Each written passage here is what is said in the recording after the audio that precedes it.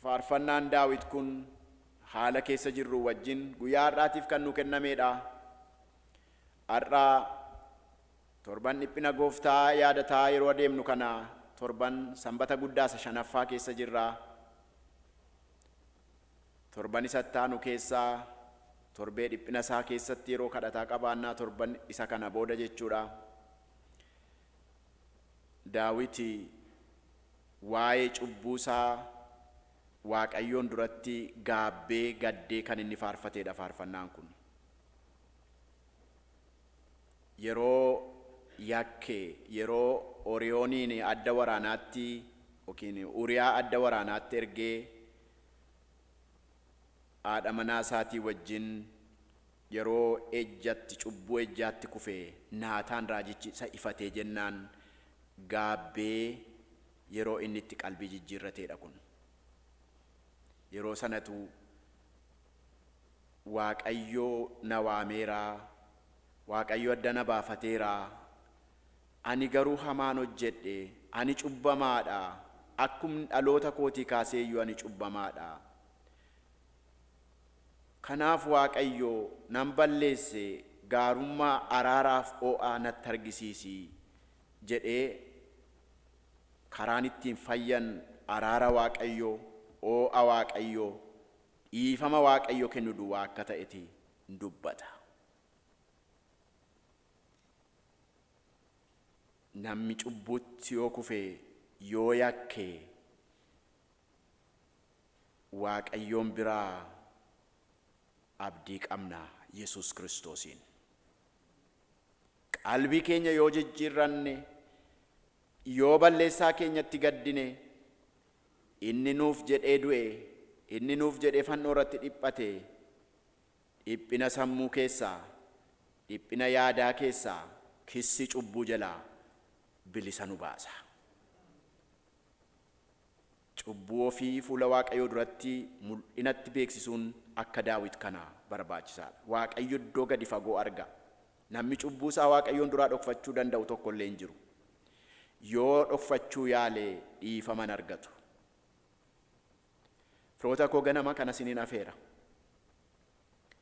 Fuula Waaqayyoo duratti garaa keessan banaa. Fagoo kan jirtan, dhiyoo kan jirtan, mana kan jirtan, biyya gara garaa kan jirtan, obboloonni nu wajjiniin ganama kana waaqeffannaa kanatti dhiyaattan, daqiiqaa xinnoo isheetti yaada keessan gara Waaqayyootti, gara Hafuura Qulqulluutti deebisaa isa dhaggeeffadhaa. Maal isinitti argisiisaa jira? Kan irraa qalbii jijjiirrachuu qabnu maal nutti argisiisaa jira? Har'a Naataantu dhufee nu ifata miti. Bara Hafuurri Qulqulluun garaa namaatti dubbatu, yaada namaatti dubbatee nama ifatee qalbii jijjiirradhu namaan jedhu keessa jirra. Hafuurri Qulqulluun ganama kana maal isin hubachiisa? Cubbuu keenya Waaqayyotti himachuu qabna. Namni dhiifama cubbuu argate itti fufee jireenya qalbii jijjiirrannaa jiraachuutu barbaachisa. Kanaaf Daawiti garaa qullaa'aaf hafuura dhaabbataa Waaqayyoon kadhata. Hafuura qulqulluudhaan geggeeffamuudhaaf, fayyisuu Waaqayyootti gammaduudhaaf, hafuura Waaqayyoof garaa Waaqayyoof abboomamu qabaachuudhaaf hafuura kee ana duraan fudhatin jedha. Waaqayyo hafuura isaa nurraan fudhatin. Hafuurri qulqulluun wanta namni nutti argisiisuu hin dandeenye, waan lubi nutti argisiisuu hin dandeenye, wanta tajaajilaa nutti argisiisuu hin dandeenye nutti argisiisa. Kanaaf dubbiin Waaqayyoo kun nu laallata.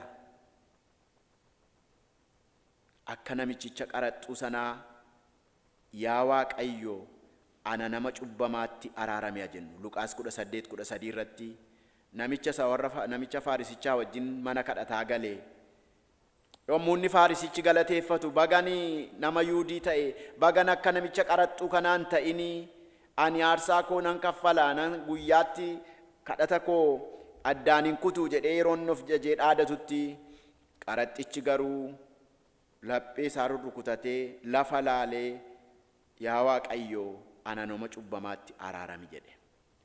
Yeroo nuyi cubbuu keenya Waaqayyotti mannu Waaqayyo ol nu qaba. Ol kaanee fuula Waaqayyo duraa dhaabbannu. Waaqayyoo warra karaa isaanii isa duratti akka inni qajeelchuuf itti kennatanii hin gatu. Warra ofitti amanu, warra of hin argine jedhaan gargaaruu hin danda'u Waaqayyo. Warra isatti of kennu garuu cubbuu isaanii dhiisee fi deebisee jabeessee dhaaba.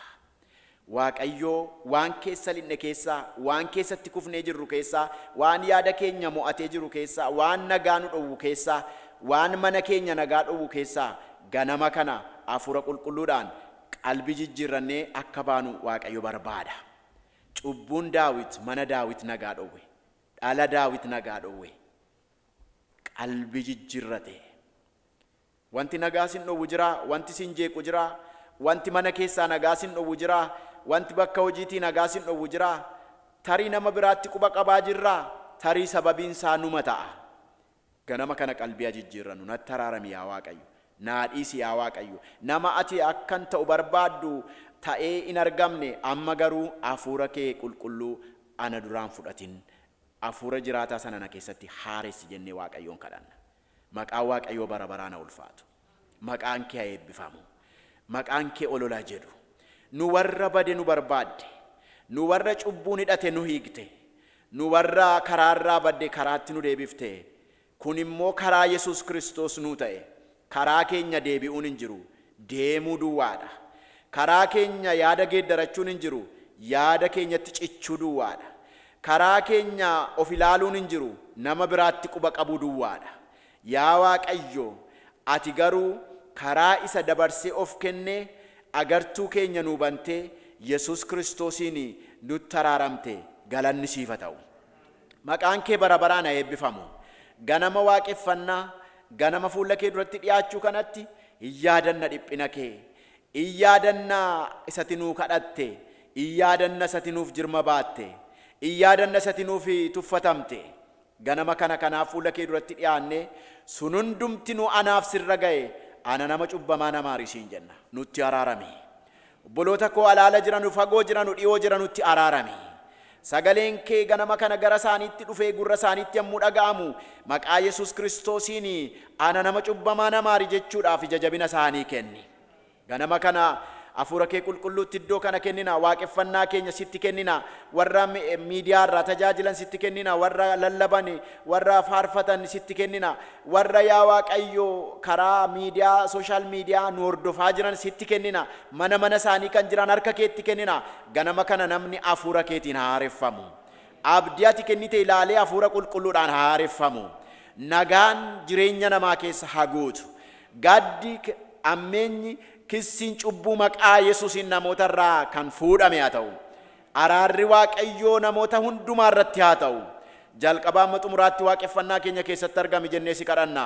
Maqaa Yesuus Kiristoos gooftaa keenyaatiin ameen. Galanni Waaqayyoof haa ta'u. Amma walii wajjin ani bannaan kan na barbaadde jennee faarfanna. Ani cabnaani kan na wal'aante kan jedhu barreeffameen jiru achirratti garuu beektu gati ta'eef itti guunnee faarfanna. Gooftaa Yesuus koo attam na jaallatte kan duutee du'aa na oolchite jennee faarfanna.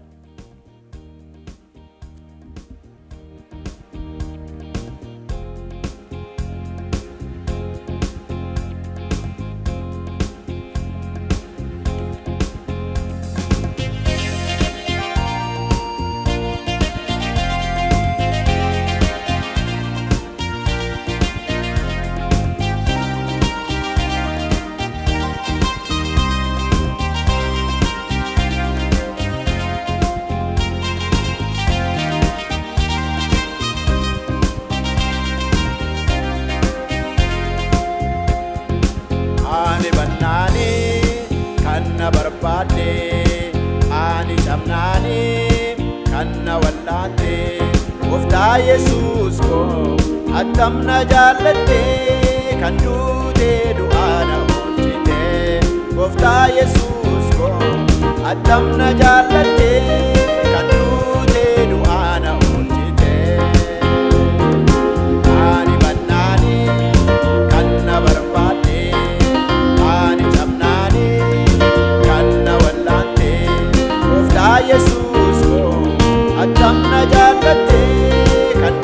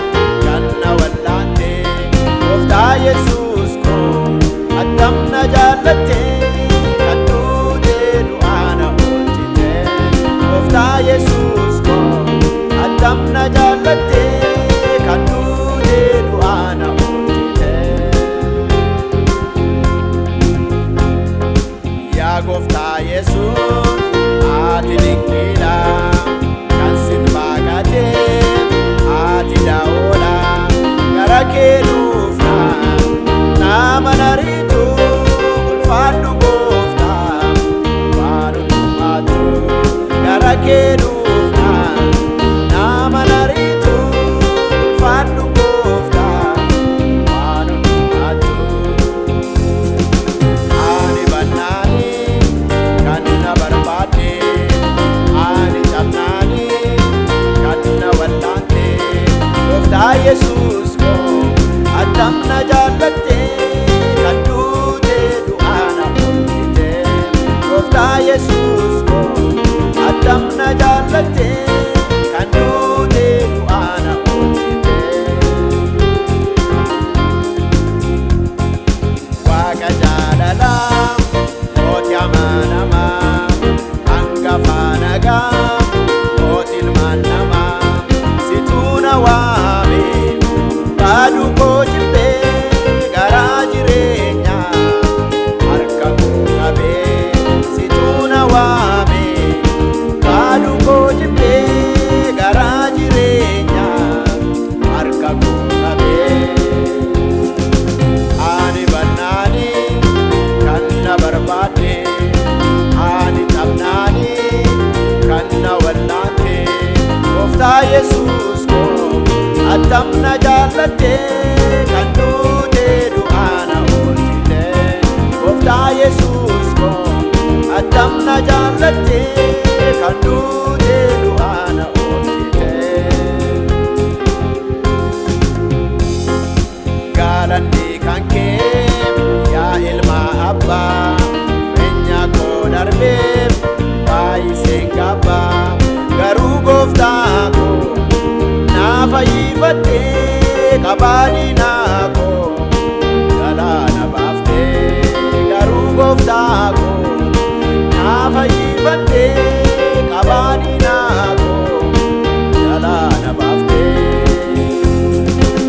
ani bannaani kan na barbaade ani cabnaani kan na wallaante gooftaa Yesuus koo attam na jaallatte kan duute du'aana oolchite gooftaa Yesuus koo attam na jaallatte kan duute du'aana oolchite ani bannaani kan na barbaade ani cabnaani kan na wallaante gooftaa Yesuus koo attam na jaallatte kan duute du'aana oolchite gooftaa Yesuus koo attam na jaallatte kan duute du'aana oolchite.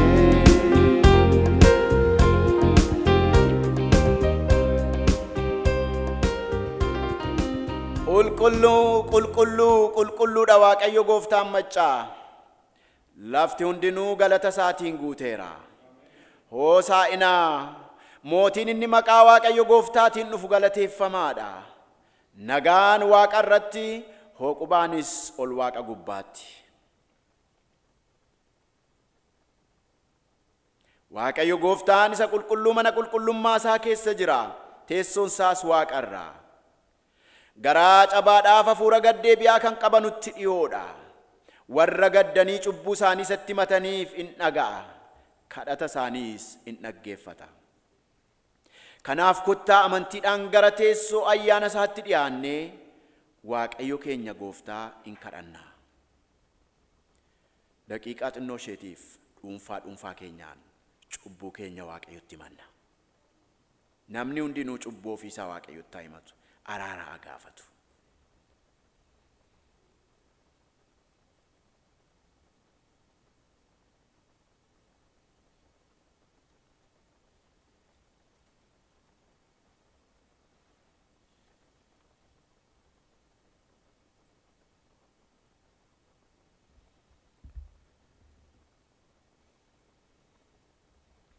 hundumaa kan dandeessu yaa Waaqayyo gooftaa araara qabeessaa ayyaanni kee dhalootaa hamma dhalootaatti hin jiraata yaa Waaqayyo ati obsa qabeessaaf danda'aadha warra yaada garaa isaanii geeddaratan hundumaaf yakka isaaniif cubbuu isaanii in dhiiftaaf. Nuyis yakkineerra balleessineerras, kanaaf jaalala keef gaarummaa kee argachuudhaaf kan taanu miti. Egaa yaa Waaqayyo nu maari malee cubbuu keenya nutti hin lakkaa'in. Yaa Waaqayyo abbaa keenyaa isa qulqulluu maqaa keetiif jettee nu gargaari, nu fayyisisi. Cubbuu keenya hundumaa nuuf dhiisi. Jireenya keenya isa cubbuun keessa guute akka qajeelfannuuf, Gooftaa keenya Yesuus Kiristoosiin jireenya bara baraa akka argannuuf, isa qulqulluu hafuura keetiin nu geggeessi. Ameen. Amma walii wajjin yaa Waaqayyo abbaa keenyaa nu maari jenna. Yaa Waaqayyo abbaa keenyaa nu maari, cubbuu keenyas nuuf dhiisi, jireenya bara baraattis nu geessi. Ameen. Gooftaa nu maari. Waaqayyo uumaa nu maari, Kristos fayyisaa nu maari, Waaqayyo qulqulleessaa nu maari. Ani jiraataadha. Namni jal'aan karaa isaatti deebi'ee akka jiraatu malee ani du'a nama jal'aatti hin gammadu jedha Waaqayyo Gooftaan. Kanaaf Waaqayyo ilma isaa biyya lafaatti ergee adu'uufis dabarsee kenne. Isatti kan amanu hundinuu jireenya bara baraa haa qabaatuuf malee haa baduuf miti. Cubbuu keenya Waaqayyotti hoo himanne, inni amanamaaf qajeelaa waan ta'eef yakka keenya nuuf hin dhiisa. Cubbuu keenya hundumaattis nu qulleessa. Kanaaf abboommi Gooftaa keenya Yesuus Kiristoosiin dhiifamuu cubbuu keessanii maqaa Abbaatti, kan Ilmaatti, kan Hafuura Qulqulluu Waaqayyo tokkootiin isinitti nan hima. Ameen. Abbaaf ulfinni haa ta'u, Ilma isaatiif Hafuura Qulqulluufis jalqabaa akka ture ammas darbee bara hamma bara baraatti. Ameen. Waaqayyo isinii wajjin haa ta'u.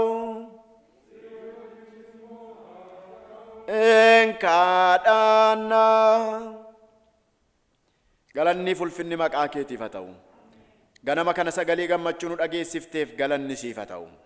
Dhiifamuu cubbuu keenyaa waan nu haaressiteef karaa Yesuus Kiristoos qalbiin keenya, yaanni keenya, sammuun keenya kissii cubbuu hundumaarraa bilisa akka ta'u waan nu gooteef maqaan kee haa ulfaatu. Bilisummaan dhugaa, birmadummaan dhugaa cubbuurraa bilisa ta'uudha. Kanammoo ayyaana keetiin malee dhuunfaadhaan godhachuu hin dandeenyu. Ayyaana nuu kenniteef galanni siif haa ta'u. Otuu gatii tokko hin baasin ija jabinaan fuula kee duratti akka dhiyaannu waan nu gooteef galanni siif haa ta'u. Har'a sagalee keetiinis nutti dubbadhu, nu barsiisi, nu gargaari. Akkati araara nuu goote namni cubbuun isaa dhiifamee fi cubbuu isaatti akka deebi'u utuu hin taane qalbii jijjiirrannaan keessan ija haa godhatu jettee akkuma bartoota keetti dubbatte, qalbii jijjiirrannaan keenya kun ija akka godhatutti itti fufnee siif abboomamaa hafuura keetiin geggeeffamnee akka jiraannu nu gargaari. Jalqaba amma xumuraatti waaqeffannaa keenya har'a iddoo kanatti ta'u hafuura kee qulqulluutti dabarsinee kennina. Namni hundinuu maqaa Yesuus Kiristoosiin hafuura keetiin haa haareffamu. Yaanni namaa maqaa Gooftaa Yesuusiin hidhaa kamirraayyuu bilisa haa ta'u. Xaaxaa kamirraayyuu, hojii seexanaarraa, hojii fooniirraa afuura qulqulluun iddoo jiru achi birmadummaatu jira jedhamee caafamee jira. Afuurri qulqulluun gooftaadha. Lafa gooftichi jiru immoo hiikamuutu jira, birmadummaatu jira. Namni hundinuu fagoo kan jiru, miidiyaarra kan jiru, mana kan jiru maqaa Yesuusiin hojii afuura qulqulluu iddoo kanatti hojjetamuun karaa Waaqayyootiin darbuun maqaa Yesuusiin haa hiikamu. Maqaa Yesuusiin haa hiikamu. Inni ka irra buufatee jiru, inni dukkanni irra buufatee jiru, inni duuti marsee jiru, inni haguuggiin du'aa irra marsee jiru maqaa Yesuusiin yeroo kana haa hiikamu. Maqaa Yesuusiin yeroo kana haa furamu. Namni ilaalcha haaraa, yaada haaraa, hojii haaraa, mul'ata haaraa si keessatti haa argatu. Yaada haaraa, tasgabbii haaraa, moo'icha haaraa maqaa Yesuusiin irratti labsina ganama kana kan furame, kan hiikame, kan fiixaan bahe haa ta'u. Gidduu keenya waan jirtuuf si haa galatu. Ulfina hundumaa ati duwwaan fudhadhu. Afaa yeroo keenyaa hundumaa dubbii keessa amanamaatti, afuura keessa qulqulluutti dabarsinee kennina. Nurkaa fuudhee nu geggeessi. Maqaa Yesuus Kiristoos gooftaatiin. Ameen. Galanni Waaqayyoof Waaqa irratti, lafa irrattis nagaan namootaafis jaalalli gaariin. Nagaan Kiristoos hunduma keessaniif haa ta'u. Nama sin bira dhaabatee jiruun nagaan siif haa ta'uudhaa nagaa Kiristoos waliif hiraa.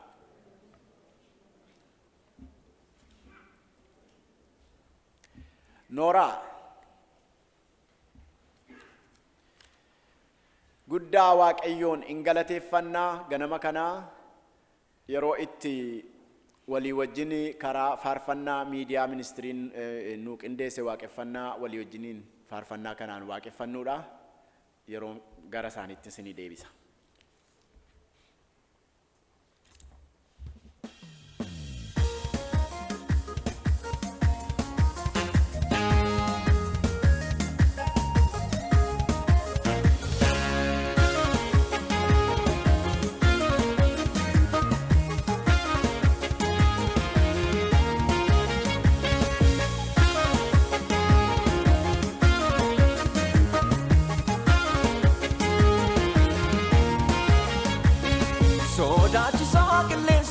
Segleso wanta dunyani walarka fudetu wenu dachenka ketulun walgure yodidime henanka kudengami doana fyadame dandumati namana dandumati namana dandumati namana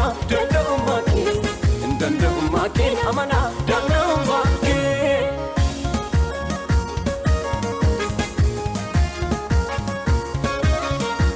Kalesa kakudani gafar manabaye indut kancheduni sagalin nagaye alar alaleni mafan matajaba gulanta gudinani dura koti kaba alar alaleni mafan matajaba saganta gudinani dura koti kaba nayatu galadni jaba danun gimse nayatu yesus tu kakun manana base nayatu didana wale ebalabata nayatu isana wamne jalana wata namakaku chamsaino namakaku nai namakaku belindando namakaku nai namakaku halisiuchme namakaku namakaku tadunenu namakaku nae namakaku chamsaino namakaku belindondo namakaku nae namakaku halisiuchme namakaku tadunenu namakaku nae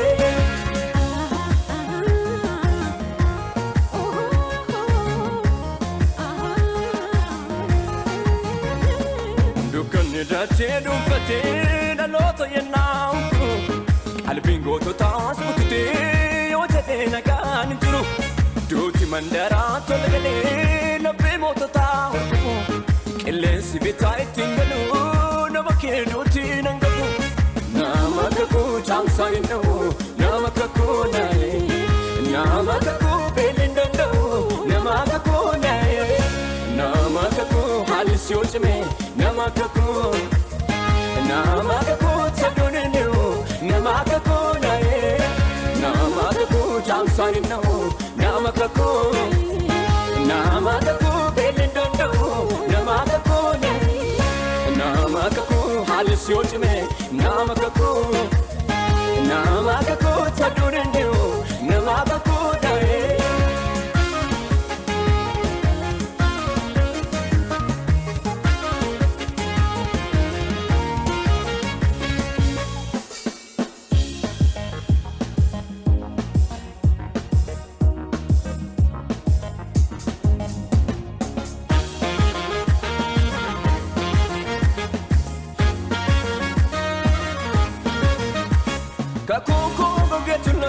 karake idoo waan hundanaaf taate qobaake diina koo abjuutoni gad hunkura iddoon koo badee hinduune antira hinduune jira hinduune jira hinduune jira hinduune jira hinduune jira hinduune jira hinduune jira hinduune jira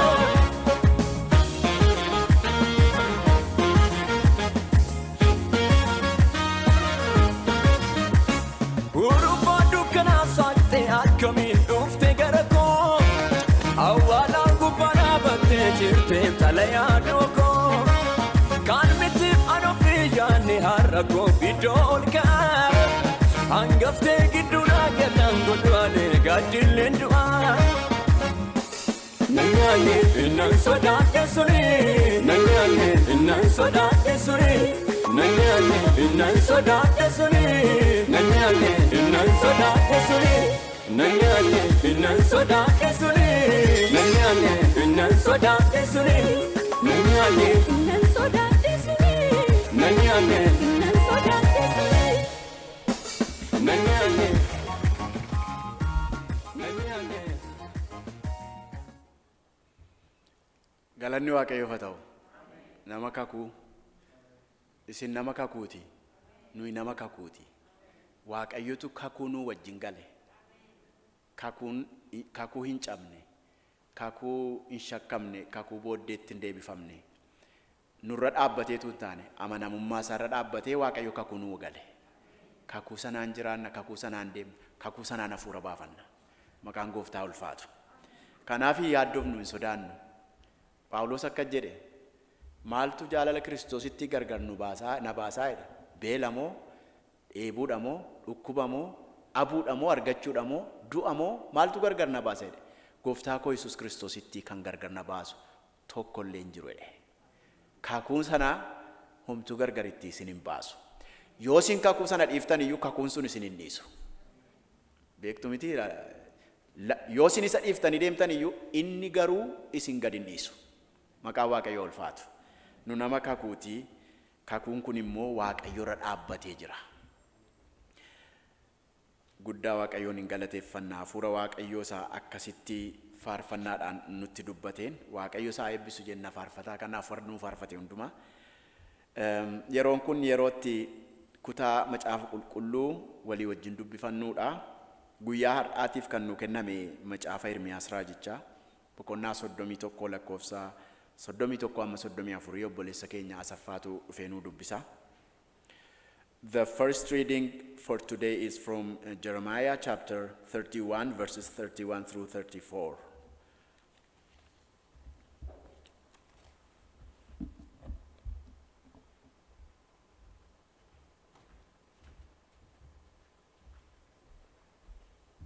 Nagaa bultanii. Ameen. Galanni waaqayyoof haa ta'u. Kutaa amma lubni nuuf himanii macaafa Ermiyaas raajichaa boqonnaa 31 lakkoofsa 31 kaasee amma 34tti kan jiru dubbisa. Kutaan kunis waa'ee makakuuti. Baay'ee namatti tola. Atiin lallaba keenya boodaa keessattis garuma sanatti deebinanitti fakkaata. Kunoo barri ani itti namoota biyya Israa'eliif biyya Yihuudaaf kakuu haaraa galu in dhufa. Innis sanyii kakuu isa ani abboota isaanii gargaaree biyya Gibxii yommuun baase isaaniif dhaabnaan utuma ani gooftaa isaanii ta'ee jiru isaan immoo kakuu koo cabsan sanaa miti. ani Waaqayyo kana dubbadheera. Kakuun inni bara sanaa Israa'eliif galuuf jiru kanatti fufee jira. Ani seera koo yaada isaanii keessa nan kaa'a. Garaa isaanii keessattis nan caafa. Ani Waaqayyo isaanii nan ta'a. Isaanis saba koon ta'u. Ani yakka isaanii isaaniif nan dhiisa. Cubbuu isaaniis deebi'ee isaanitti hin lakkaa'u. Isaan hundumti isaanii xinnaadhaa hamma guddaatti ana waan beekaniif si'achi namni tokko illee nama biyya isaatiin yookiis obboleessa isaatiin Waaqayyoon barii jedhee gorsuu hin barbaachisu jedhee. Ameen. Kun sagalee Waaqayyooti.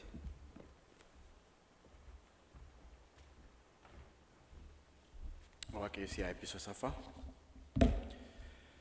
Garaa keessan gara Waaqayyootti ol fudhadhaa. Har'aaf kan ramadame isa qulqulluu sagalee wangeelaa dhaabadhaatii dhaga'aa.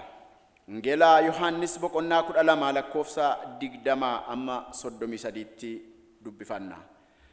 The gospel reading for today is from the gospel according to Saint John chapter 12 verses 20 through 33.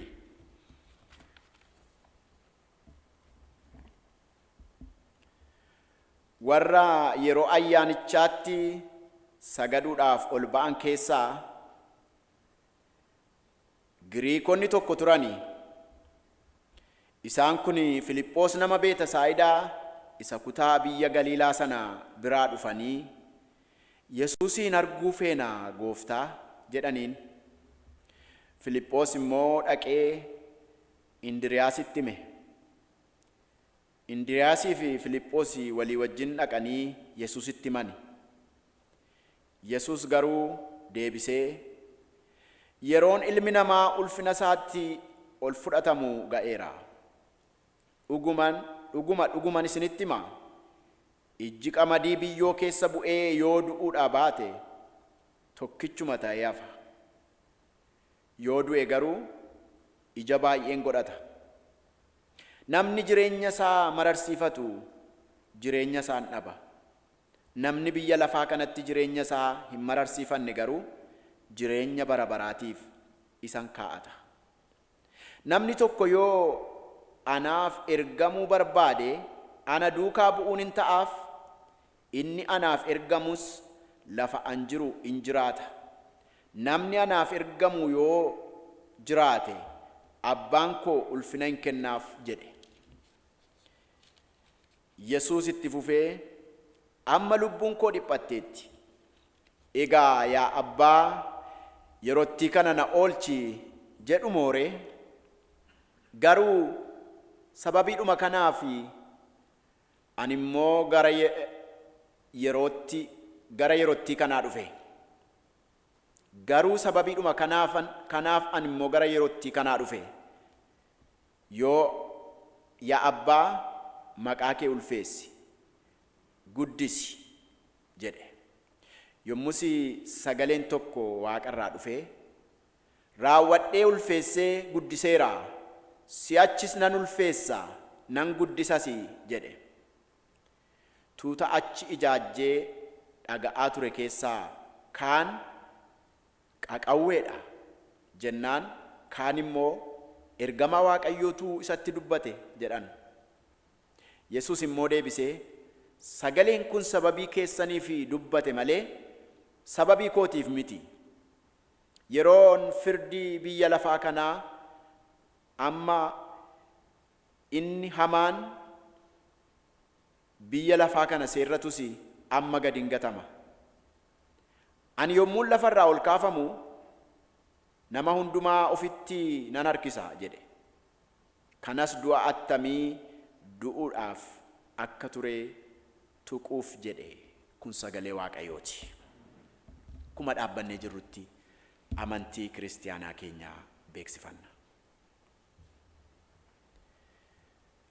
Nan amana hundumaa kan danda'u Waaqayyo Abbaatti, uumaa waaqaaf lafaatti, tokkicha ilma isaa Yesuus Kiristoos Gooftaa keenyattis, hafuura qulqulluudhaan Maariyaam durbatti kan ulfeeffame, kan dhalate, bara Philaaxoos Pheenxeenichaattis kan dhiphate, kan fannifame, kan du'e, kan owwaalames, si'oolittis kan gadi bu'e, guyyaa sadaffaattis du'aa kan ka'e, gara Waaqaattis kan ol ba'e, gara mirga isa hundumaa danda'u Waaqayyo Abbaa kan taa'u, warra jiraniif warra du'anitti faraduudhaaf achii kan deebi'u, nan amana Hafuura Qulqulluutti, tokkittii qulqullooftuu waldaa kiristaanaa ergamootaa, tokkummaa qulqullootaa, dhiifamuu cubbuu, du'aa ka'uu foonii, jireenya bara baraas.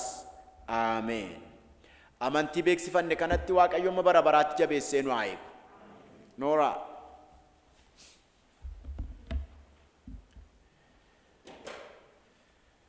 Waaqayyoon hin galateeffannaa. Yeroon kun yeroo kennaa keenyaan itti Waaqayyoon waaqeffannuudha. Akkuma beektanummaaf qodaa aarsaa naannessinuu yeroo gadi ba'uuf kaatanii bukkee sana qodaan hin kaa'ama. Wanta kennuudhaaf yaaddanii dhuftan achi kaa'uu dandeessu. Warri mana jirtanus kennaa keessanis yaadachiifna. Gara waldaa kiristaanaatti fiduus erguus hin dandeessu jechuudha.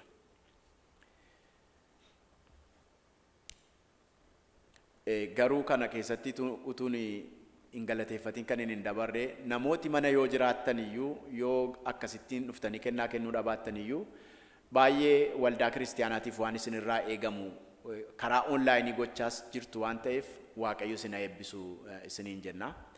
Ammas akkuma kanatti itti fufaa kallattii haaluma mijateen waldaa bira wanta nurraa eegamu raawwachuun gaariidha. Galanni Waaqayyoof haa ta'u. Yeroo beeksisa waldaatii yeroo nu amma qabnu beeksisa baay'ee waan hin qabnee fi anumti isinitti ni hima. Duraan dursee namni yeroo jalqabaatiif gara waldaa kanaa dhufe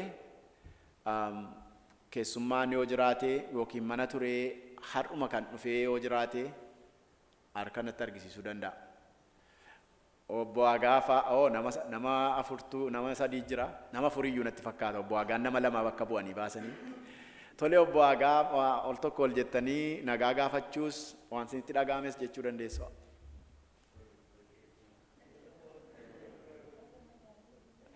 Harka rukutaa fi baga nagaan deebitan. Waan hundumaa kanarraa hafanii deebi'anii wal arguun dinqiidha. Adde Asteer.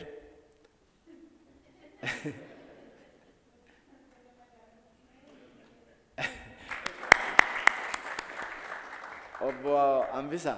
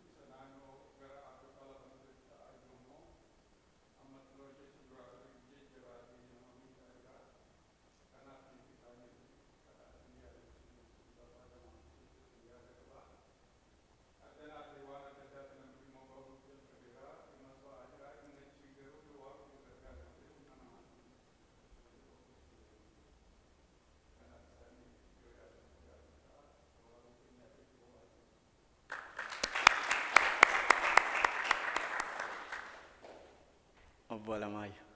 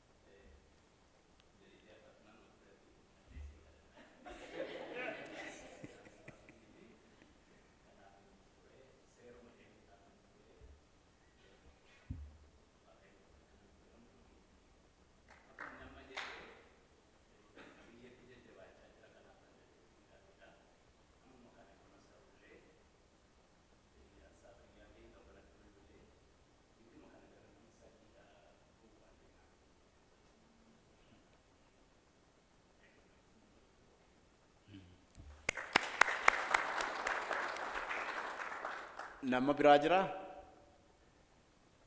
Harka argaa hin jiru.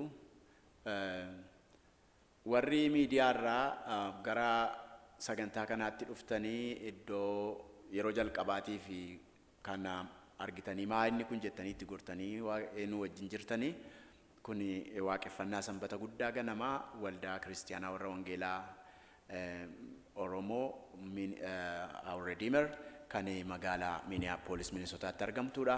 Baga nagaadhaan gara sagantaa keenyaa dhuftan isiniin jenna. Adde Asteer, Obbo Aagaa, Obbo Hambisaa, Obbo Alamaayyoo baga nagaadhaan deebitanii dhuftanii al tokko olumatti isaan simanna. Kadhata keenya cimsinee itti fufnaa waan Obbo Hambisaan jedhanii sirriidhuma. Haalli achi jiru akka haala asii duukaa bu'amee ordofamee kanatu kana ta'aa jira jechuun iyyuu rakkisaadha. Inni kaan lafatti qoratanii lafatti ilaalan iyyuu miti kan jiru fagoo jira. Wantichi immoo iddoo garagaraatti bal'ateera. Haalli garagaraas jira. Akkuma kanaan dura goonu caalaatti iyyuu dhuunfaadhaan immoo saba keenyaaf kadhachuu immoo itti fufnaa kan jedhudha. Beeksisi keenya inni gara beeksisa keenyaatti yommuu darbu sagantaan keenya torbanii akkuma jirutti jira. Sanbata guddaa sa'aatii 10 walakkaadha. Jalqabee sagantaan akkasii waaqeffannaan kun jira. Roobii galgala sa'aatii 7tti jira. Akkasumas immoo sagantaan dubartootaa immoo jimaata galgala zuumiidhaan bilbilaan jooyinii gochuun dandeessu. Koreen dubartootaa kan qindeessanii jechuudha. Sagantaa kana waaqeffannaa keenya kana boodas ituu waaqeffannaan keenya kun itti fufee jiru dargaggootaafis immoo tajaajilli kennamuun ittuma fufee jira. Maatiin ijoollee keessan gara sagantaa dargaggootaatti dhiyeessaa. Karaa dhiyeessitan amma onaan beektanoo ta'e boleessa keenya Asaffaa Qunnamaatii isa gaafadhaa saatiitti dhiyaattan isinitti himaa isiniin jenna.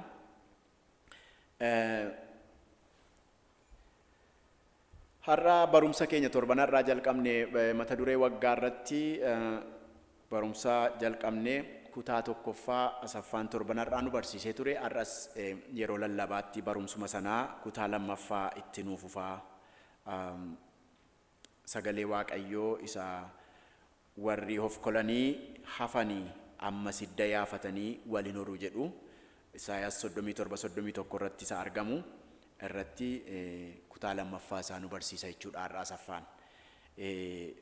Mata duree waggaa yommuu kee'annu irrumatti barumsa kenninee darbuuf utuu hin taane Waaqayyo carraa itti waggaa kana keessa kallattii sagaleen kun nutti dubbatuun of ilaallee qalbii jijjiirrataa of jireenya ofii Waaqayyoon duukaa taasisaa adeemuudhaaf Waaqayyoon kadhannu nu gargaaraa. Kana dammaqinaan hordofaatii akka sagalichaatti immoo Waaqayyoon kadhadhaa kan jedhu si yaadachiifna. Beeksisi keenya lammaffaanii obboleessi keenya Obbo Masfin Ayyalee haalli isaaf mijatee kadhata keessaniin Waaqayyo isa gargaaree maatii isaatti mana isaatti galeeraa dhufee magaalaa Lakkuu keessa jira. Al tokko harka keessa rukutaa Waaqayyoon galateeffadhaa. Yeroo Waaqayyoo annachi ture yeroo annachi ture hundumti keessan karaa garagaraa quunnamaa bilbilaafis turtanii waldaan immoo akka waldaatti yeroo kadhata keenyaa gara caaluu kadhata keenya keessaan dhabamu. Kanaaf Waaqayyo isa kadhata keenya dhagayeef galanni guddaan haa ta'u. Har'a waldaan dhufnee yaa bututtii dhagatii ta'ee fi karaa deemee dhufee egaa yeroo inni waldaa dhufuu danda'utti immoo simannaa akka waldaatti simannee wajjiniin Waaqayyoon galateeffanna. Kanuma isin beeksisuun barbaada. Wanta dhaammate hin qabu miti Obbo Addisu. Tole. Yeroo qaamaan wal arginu isa simanna jechuudha. Inni taanu torban har'aa bitootessaa 28ti. Silaa guyyaa kennaa qulqulluu ture. Amma garuu kennaa qulqulluu Palm Sunday'dha. Garuu kennaa qulqulluu keenya isatti aanee torbeen jiru Holy Week'dha. Torban dhiphina gooftaati gati ta'ee fi kennaa qulqulluu keenya kamisatti dabarsinaa jechuudha. Dafinoodhaa amma jimaataatti garuu sagantaan waldaa galgala hin jiraata. sagantaa waldaa sanaa akkuma akkatti mijatetti hordofaa torbanarraa caalchifnee isin beeksifnaa garuu torbanarraa tajaajila kennaa qulqulluun qabnu ayyaana muka meexxii Palm Sunday jedhamudha yookiin immoo Passion Sunday jedhama. Isa yaadadhaa kennaa qulqulluun tarii dhuma ji'aattoo maaliif hin fudhannu jettanii kamisaa guyyaa Maundy Thursday walii wajjiniin fudhannaa kamisi eebila tokkooti jechuudha gaafa sana walii wajjiniin fudhanna. Waa'ee torbanii dhiphina gooftaa akkamitti akka dabarsinu Holy Week akkamitti akka dabarsinu garuu caalchifnee torbanarraa isin beeksifna. Kadhata keessan ittuma fufaa nu dhaggeeffadhaa. Beeksisi har'aaf qabnu asumarratti xumuramaa wanti kanarraa hafee yoo jiraates dhumarratti isin yaadachiisuu dandeenya. Amma mucoliidhaaf kadhata goona ijoollee keenyaaf obboleessi keenyaa Asaffaan gara kanatti dhiyaatee kadhata nuu gochuudhaan kallattiidhumaan gara barumsa dubbii Waaqayyoo nuu kennuttis akka inni darbuuf lammansaa wal faana akka inni nu tajaajiluuf isa nan afeera. Sababii inni dura beeksisaa himuuf innumti kadhatastis nu seensisee sagalee Waaqayyoo nu hira jechuudha.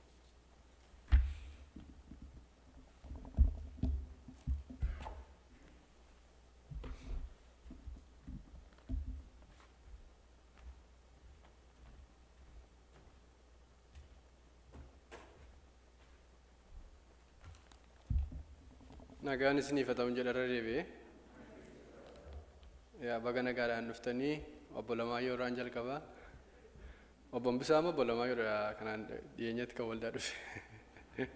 Lamaanuun keessan baga nagaan dhuftanii obboon Bisaa fi qofaamatti sagantaa qopheessinee nutti himu waan biyyatti arganne abdannaa. Hundumti keessan baga nagaadhaan deebitanii dhuftan obbo Waagaan, Aadde Esteer, Aadde Liidiyaa baga gammaddanii obbo Lamaayyoo waldaa dhufuu isaanii fi yeroo dheeraadhaaf qofaa keessan as deddeebi'aa turtanii kun warra tole jedhanii waldaa waan dhufaniif jechuudha. Galanni Waaqayyoof haa ta'u. Yeroo kana gabaabsinee ijoollota keenyaaf Waaqayyoon kadhanneetu achumaan gara sagalee Waaqayyoo dhaga'utti dabarraa. Harka keenyaan gara Waaqayyootti ol kaafnee ijoollota keenya Waaqayyootti laanna. Kadhanna Waaqayyoon. Yaa Waaqayyo abbaa keenya uumaa keenyaaf jiraachisaa keenya kan taate jireenya nuuf laattee akkasitti ganama kana fayyaatti nagaatti nu eeddee mana kee keessatti waan walitti nu qabdeef warra qe'ee isaanii ta'anii waaqeffataa jiranis jabaatanii dammaqanii akka isaan waaqeffataniif carraa waan isaaniif laatteef hunduma keenyaaf carraa waan nu laatteef galanni bulfinni bara baraan siif haa ta'u. Kennaa keenya dinqisiisaan immoo kennaa jireenyaati ijoollota waldaa kiristaanaaf maatiidhaaf laatte kana hundumaafis maqaan kee haa ulfaatu. Ijoollota keenya jireenya isaanii, sammuu isaanii, hafuura isaanii, qaama isaanii yaa Waaqayyo fayyaatti akka eeddu. Barnoota isaanii keessatti akka isaan gargaartu. Ba'anii galuu isaanii keessatti akka itti wajjiniin taatuuf si kadhanna. Maqaa Gooftaa Yesuus Kiristoosiin isaan gargaari. Guddisee amanamaan inni karaa qajeelummaarra nama guddisu, inni dhugaa nama beeksisu, inni dhugaa sana keessa nama jiraachisu yaa Waaqayyo Gooftaa si duwwaadha. Yoo ati nama gargaarte duwwaa fi ba'umsi namaaf ta'a. Kanaaf ijoollota keenya maatii isaanii yaa Waaqayyo Gooftaa warra isaaniin guddisan warra isaan gargaaran hundumaa fuula kee duratti dhiyeessineerraa maqaa Yesuus Kiristoosiin isaan gargaaruun jaalala kennuuf haa ta'u. Amma immoo sagalee Waaqayyoo dhaga'uu itti adeemaa jirru kanas ati nuuf ibsuun akkasumas nutti dubbattee nu barsiisuun nu gorsuun nu ifachuun fedha keef jaalala kennuuf haa ta'u. Maqaa ilma kee Gooftaa keenya Yesuus Kiristoosiin. Ameen. Galanni Waaqayyoof haa ta'u. Torbee har'aa warri hin dhufinii akkasumas warri torbee har'aa dhuftanii irra deebi'ee kutaa sagalee Waaqayyoo keessaatii isin yaadachiisuudhaa fi barumsa keenya kan waggaa yookiin immoo luqqisiin nu waggaa kanaaf filannee macaafa qulqulluu keenya keessaatii Isaayyaas 37 lakkoofsa 1 kan jirudha. Innis sanyii Yihuudaa keessaa warri of kalanii hafan ammas hidda yaafatanii waliin horuu kan jedhudha. Ani koo barumsi koo gara caalu background isaa irratti xiyyeeffataa jira. Maaliif isa lubni keenya seensa isaa nuu kennanii turanii ani immoo jarri kun eenyudha Abrahaam biraa kaasee nama qixa kanaatti fidaa jira jechuudha. Kanaaf kan koo gara caalu seenaa irratti xiyyeeffata malee jarri kun attam ta'anii deebi'anii ijaaramuudhaaf maal gochuutu irra jira kan jedhu barumsa koo keessa hin jiru. Isa immoo gara fuulduraatti ol ijjiniin barannaa jechuudha. Garuu isan torban irraa dubbadhe daqiiqaa lamatti keessa isinii deebi'uudhaaf Waaqayyo jalqabatti Abrahaamiin waamee jenne.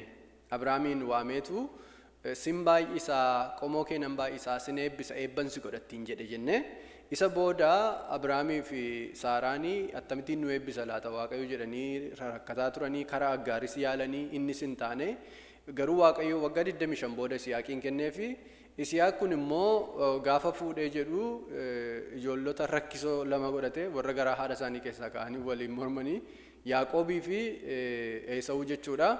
Waaqayyo Esawuusa nama adamoo jaallatu isa kuukingii danda'u dhiiseetu gurbaachi barbaarii tokko duukaa bu'ee kan isa eebbisee hin dubbadhee ture Yaaqoobiin jechuudha. Yaaqoobiin erga eebbise immoo ijoollee 12 erga isaan eebbise Yaaqoob kuni dhaqee biyya Gibxiitti baay'ate inni Waaqayyo Abrahaamiin sin baay'isattiin jedhee iddoo rakkinaa sanatti dhaqee raawwateef kan jedhu dubbadhe sirriidha miti isa torbee darbeerraan kaanne isa booda Waaqayyo biyya Gibxiitti dinqiidhaanii erga isaan baay'atanii booda dinqiidhaan biyya Gibxiitti karaa Abrahaamii maayinni karaa Musee fi Iyyaasuu geggeessee kan isaan baaseen dubbadhe jechuudha. Achi isaan baasee biyyatti keessaan keessa jiraatan biyya kakuu sana keessa jiraachuu jalqabanii lafa biyya kakuutti yeroo galanii jiraachuu jalqaban immoo lafatu kennamee fi lafa bal'aa fudhatanii haalli itti tolee achitti xinnoo ishee gara waaqa tolfamaa waaqeffachuu gara warra ormaa ilaaluu akka isaan jalqaban abboota firdiin akka isaan geggeeffaman dubbadhe dhumarratti kanan jedhee mootii nuu fili malee nuun abboota firdiin iyyuu hin geggeeffamnu jedhanii akka isaan gaafatanii Waaqayyo immoo sarratti waanuma isaan barbaadan godhiif akka inni Saamu'eeliin jedhanii dubbadhee dhaabee jechuudha. Warri torban irraa dhuftanis kanumadha malee wanti isin darbee hin jiru. Salphaatti olii galle miti. Har'a moototi suni eenyuudha warra jedhu sanarraan kaasa. Mootota Waaqayyo isaaniif muude isaan gaafatanii naa Waaqayyo karaa Saamu'eel muudeef fedhii isaaniiti mootota qabaachuun saba Israa'eliif malee fedha Waaqayyo hin turre. Waaqayyo ofiidhuma koon isinitti dubbadhee isin geggeessa jechaa ture.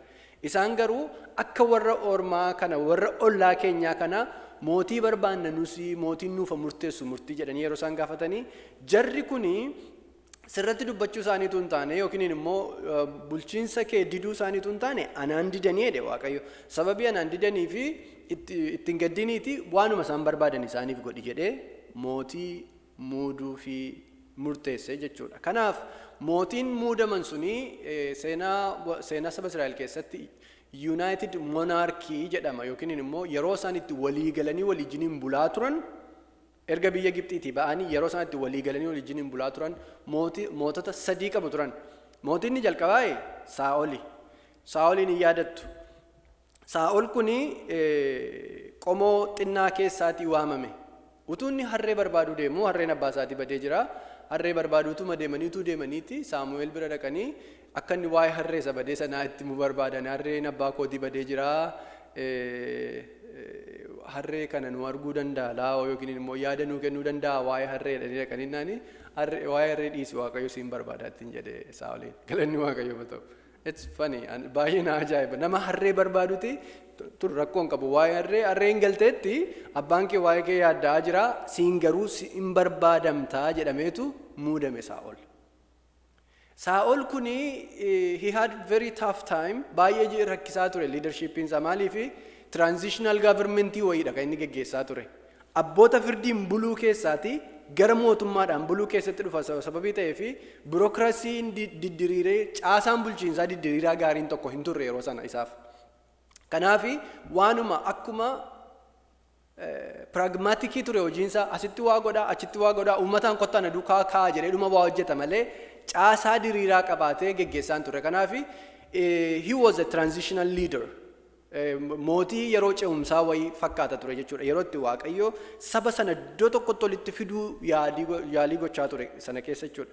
Kanaaf baay'ee Saamu'eelii wajjiniin baay'ee wal rakkisaa turan. Namni Saamu'eeliin dhagaa ta'e, Saa'oliin dhagaa ta'e, Saamu'eeliin dhagaa ta'e xinnoo wal rakkisaa turan jechuudha. Saamu'eel abbaa firdiiti Waaqayyo biraa dhagee seera kennaa ture.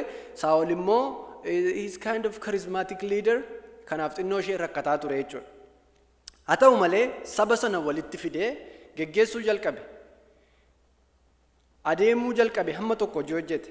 Garuu rakkinni isaa dubbii waaqayyo karaa Saamu'eel isatti dubbatu hin dhaga'u ture. Waaqayyo waan hundumaa balleessii gaafa inni jedhetti dubbatu balleessuu jalqabeetu warra kana immoo keessaa na hambisa jedhee dhufe jechuudha. Warra Amaaleqotaa yaadattu gaafa isaan biyya Gibxiitii ba'an warra karaatti cufee isaan rakkise sana balleessii jedhamee balleessuu dhiisee amma tokko keessaa hambisee deebi'ee dhufe. Jennaani Saamu'eel baay'ee itti aaree maal ittiin jedhee Saamu'eel isa duraa boqonnaa 15 lakkoofsa 22-23 yoo dubbiftanii kana hunduma namaatu yoo iddoon isaa nama harkaa badallee malee haasaa kana hundumti keenya beennaa jechuudha. Dhugumaan Waaqayyo nama dubbii isaa dhaga'ee abboomamutti akka gammadu qalma gubamuu fi aarsaatti hin gammadaare. Kunoo abboomamuun aarsaa irra caalaa dhaggeeffachuunis moora korbeessa hoolaa dhiyeessuu irra hin wayya. Sababii ati dubbii Waaqayyoo tuffatteef innis akka ati mootii hin taaneef si tuffateera ittiin jedhe. Yeroo muraasa erga geggeessee booda dubbii Waaqayyoo dhaga'uu dadhabe sababii ta'eef gara tuffatamuutti dhufe Saa'ol. Sana duwwaa miti Saa'olitti rakkina guddaa kan ta'e ture warra Filisxeemotaati. Warri Filisxeemotaa nagaasa dhoowwatan taa'uuf ijaajjuu geggeessuu hin dandeenye akka garaa isaatiitti biyya sana bulchuu hin dandeenye sababii ta'eef warra Filisxeemotaa wajjin wal lolu turan. Uummati hundumtuu yaa'eeti Filisxeemiin loluu dhaqa ture. Iyyadattu yoo ta'ee fi ijoolleen Isseey obboloonni Daawitii adda waraanaa dhaqaniiti lolattutu isaan jiranii Daawit dhaqee achitti arge Saa'oliin. Maa eenyudha namichi dhaannan qabatiin kun namichi saba Waaqayyootti geessu kuni jedhee yeroo inni gaafatu akka waa'ee Goliyaad kanatti himanii jechuudha. Jennaan Goliyaadiin loluu akka danda'u Daawit dubbate. Daawit dhaqee Goliyaadiin rukutee ajjeese. Sana booda rakkinni guddaan tokko uumame jechuudha mootummaa sana keessatti. Rakkinnichi maal ture? Gaafa inni Goliyaadiin ajjeesee galuu rakkoonsaa dubartoota biraati kan inni ka'e. Dubartootatu dibbee fudhataniiti weeddisuufii jalqaban. Maal jedhanii weeddisuu? Saamu'eel isuma duraa boqonnaa 18 lakkoofsa 7 yoo dubbiftanii fi weedduu weeddisuuf turanii jechuudha. Akkamitti akka isaan jedhamu. Weedduu yeroo weeddisan keessatti achi keessa jecha tokkotu keessa turte. Maal jetti? Saa'ol 1000 ajjeefatee Daawit garuu 10,000 ajjeefatee jedhaniiti weedduu weeddisuufii jalqabanii jechuudha. Nama adda waraanaatti deebi'ee dhufe. Faarfannaa ta'u okay. Faarfannaa jennu. Faarfannaa wayyaa jedhan keessiin. Jennaani achirratti baay'ee jeeqamuu jalqabe. Isa booda maal jedhee mootummaa koo fudhachuu malee maaltu si hafee jedhee rakkate jechuudha.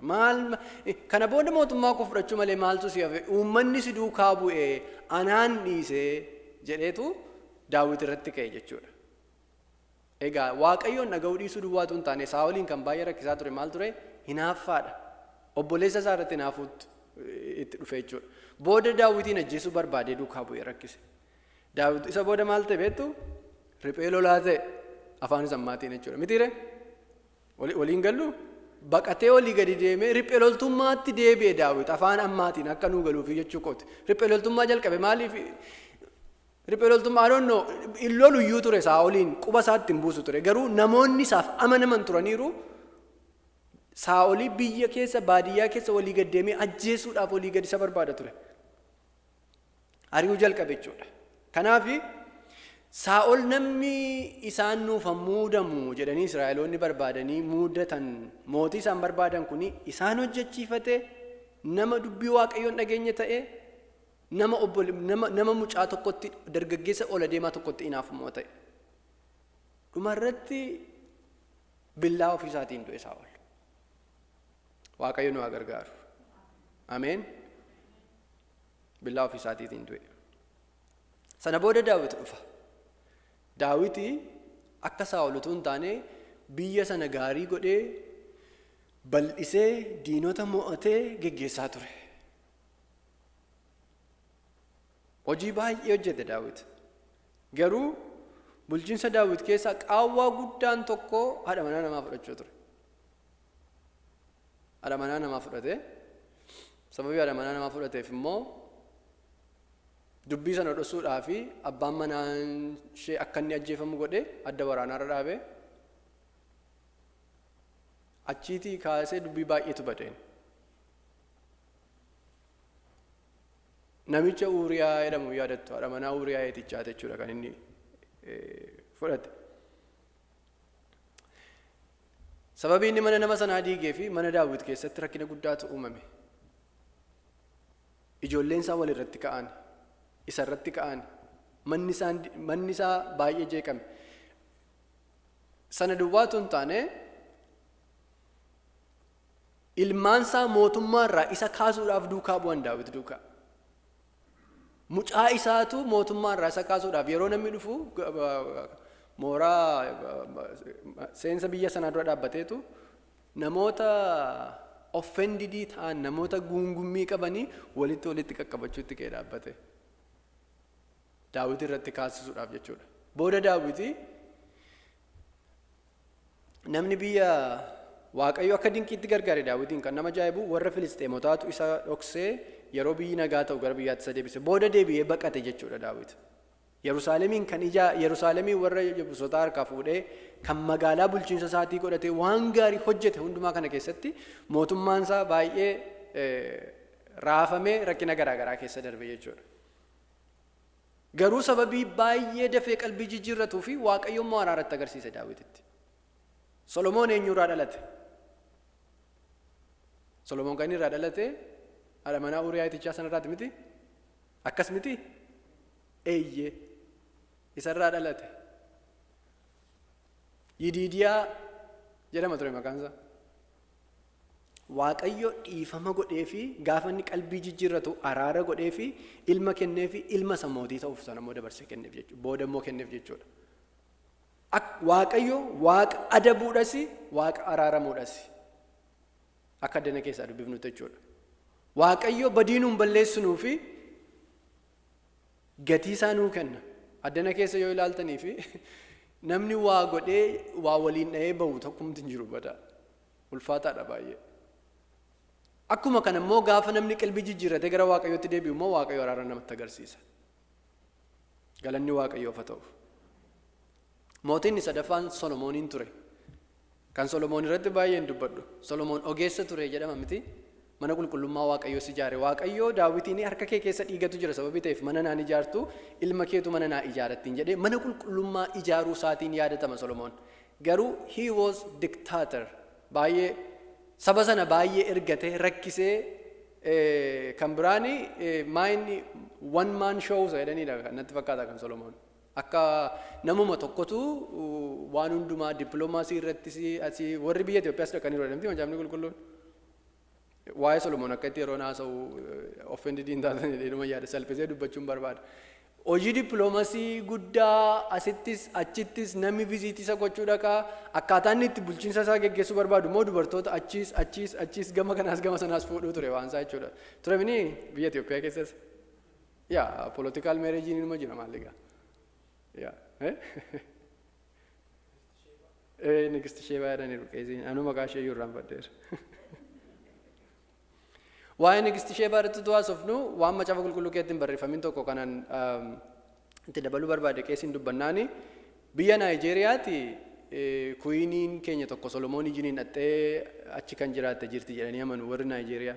They have their own version of Queen Sheba. Yamaniiti akkuma kana qabu jechuudha. Kanaaf nus qabna. Anyways, egaati maaliif mootummaa keerra barcuma keerra namni moo hin dhibu Daawitiin sababii jedhamee fi kara laayinii Daawit sanaa waaqatti siquu uummanni hin barbaanne hin jiru biyya lafaarraa natti fakkaata natti. Kun yaada kooti malee macaafa qulqulluu irratti jiraate miti. Kanaaf Solomoon mana qulqullummaa ijaare garuu ofii isaatii mana qulqullummaa isa ijaare sana keessatti hamma dhumaatti Waaqayyoof sagaduu hin dandeenye. Dubartoota hedduu sababii fuudhee fi gara waaqa ormaa waaqessuutti galagale Solomoon. Hojii gaggaarii hojii jajjabaa isaan hojjetan baay'eetu jira. Negatiivii duwwaa na haasa'aa jira miti. Gara dhimma kootitti akkaataa kanatti deemuu barbaadeeti malee isaati. Dhumarratti gara waaqa ormaa waaqeffachuutti galagale Solomoon. Ogummaa isaa yaadanna malee isaati wantoota inni balleesse baay'ee yaadannu. Maaliif bulchiinsi Solomoonii cabuu Israa'eliif sababa guddaadha.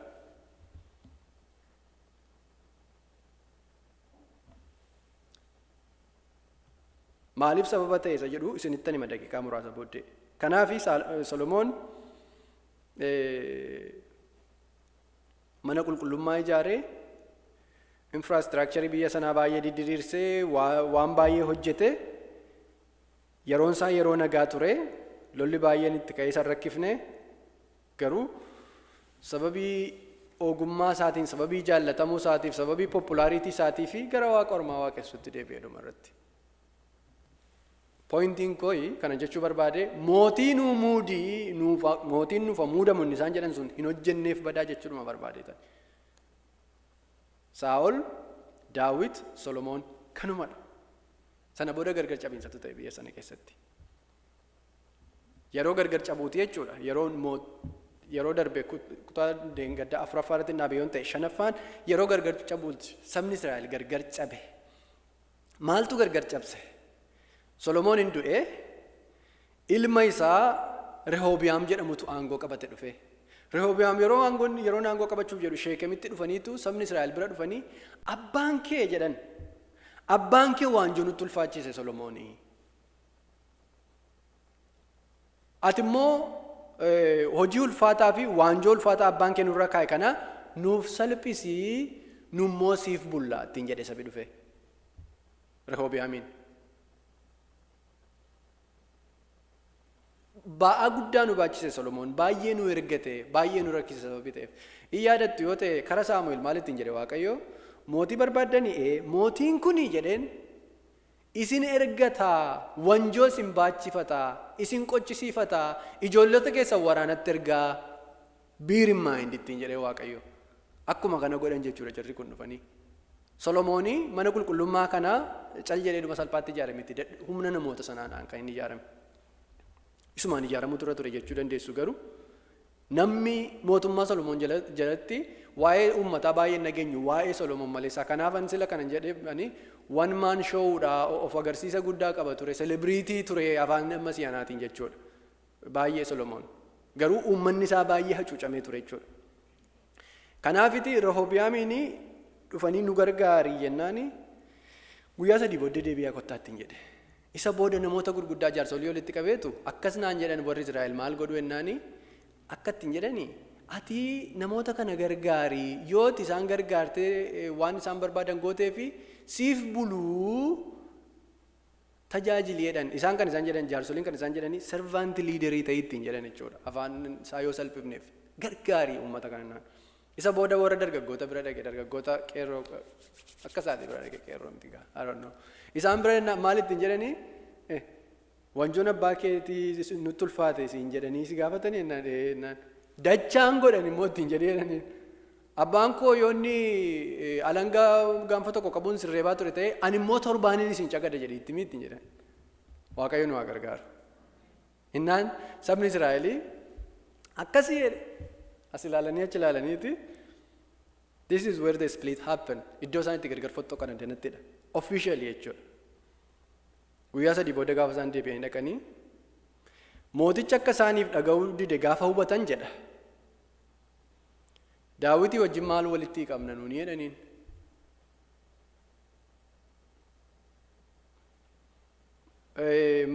Maatii Isseey biraas dhaala maalii qabnaa jedhan. Yaa Israa'el gara godoo keetti deebi'i. Yaa sanyii Daawit ati manuma keetiif yaadi. Jedhaniiti gara godoo isaaniitti deebi'an. Baay'ee nama gaddisiisa. Gorsa jallaatu of arguu dhabuu mootii sanaatu saba sana gargar cabse jechuudha. Waaqayyo nu haa gargaaru. Waa'ee Israa'elootaa duwwaa laallatu hin taane waa'ee ofii keenya akka nu yaadnu barbaada addana keessatti. Gargar cabanii nama mamiitu keessaa cabe isinitti fakkaata.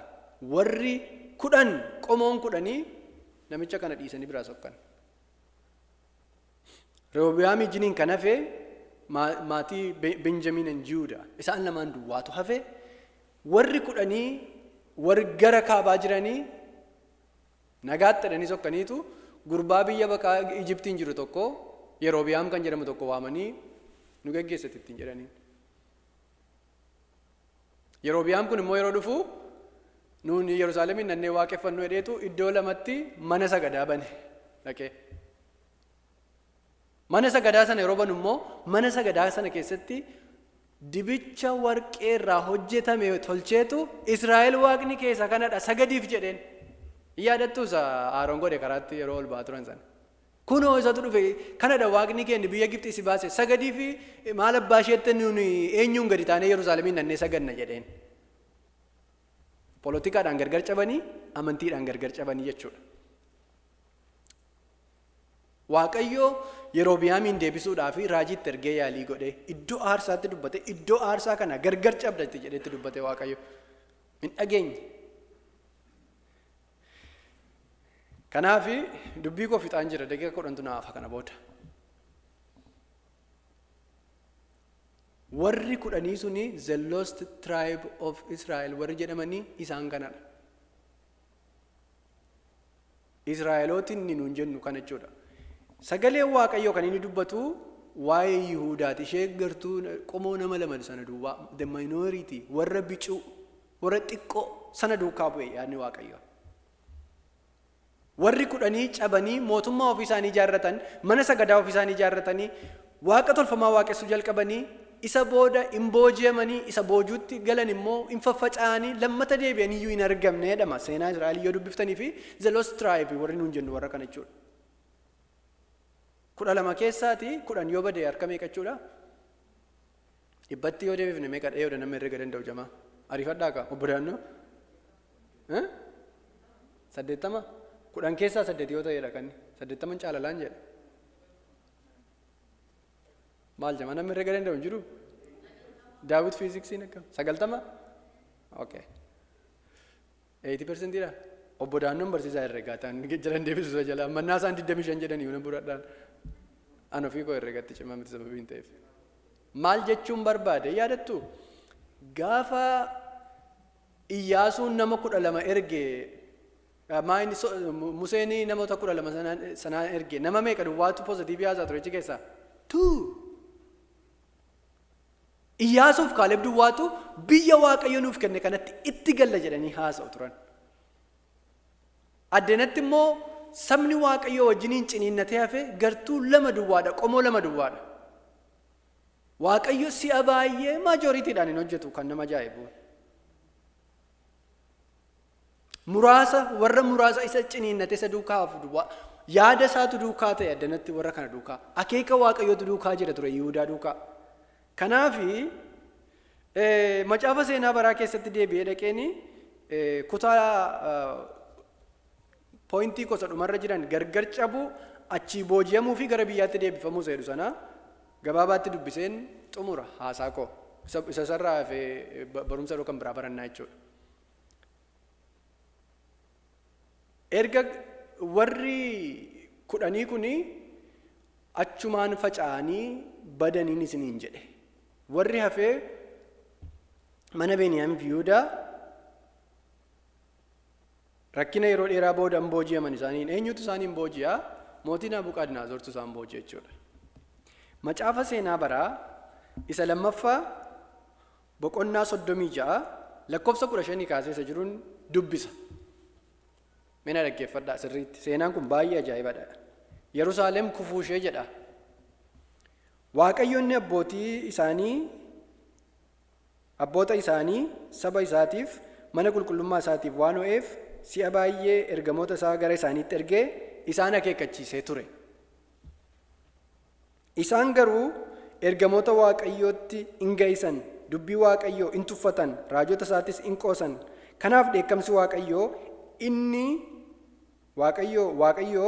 inni jalaa ba'uu hin danda'amne saba isaa kana irratti hin dhufeedha. Dheekkamsa Waaqayyoo isa kamtu dhufee? Isa jalaa ba'uun hin danda'amnetu itti dhufee jedha. Jalaa ba'uun hin danda'amu. Waaqayyo yommus mootii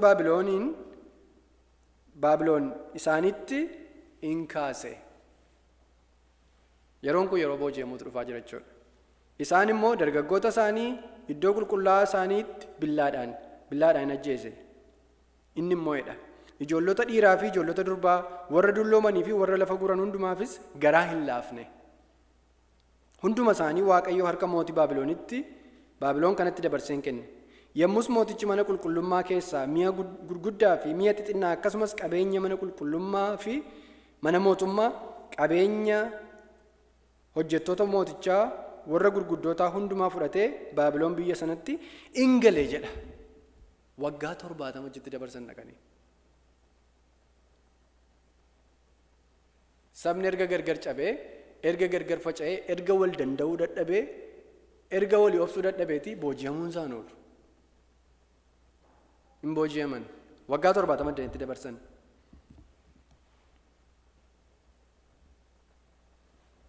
Garuu adeemsa waggaa 70 booda Waaqayyo gara mana isaatiitti isaan deebisuu barbaade, gara biyya isaatti isaan deebisuu barbaade jira kana. Dhumarratti yeroo booji'amuu booda yeroo gara biyyatti deebifamuu se'edha jechuudha. Barumsa keenya dinaa kaafnee akkatti yeroo biraatti fufnuuf.